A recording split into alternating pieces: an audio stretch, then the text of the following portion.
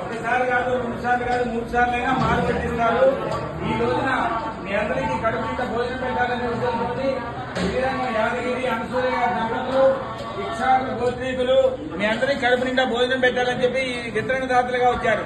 అలాగే పండించినటువంటి రైతు కుటుంబాలకి, ఆశ్రయం ఇచ్చినటువంటి ఆలయ సభ్యుల కుటుంబాలకి అమ్మవారి ఆశీస్సులు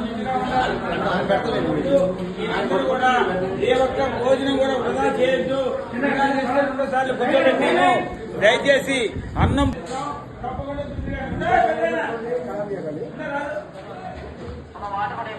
అన్నం పరబ్రహ్మ స్వరూపం మాకెట్టిస్తాం. మీరు తొందరపడద్దు. జై వాసవి, జై వాసవి, జై వాసవి. అన్నదాత అన్నదాత అన్నదాత.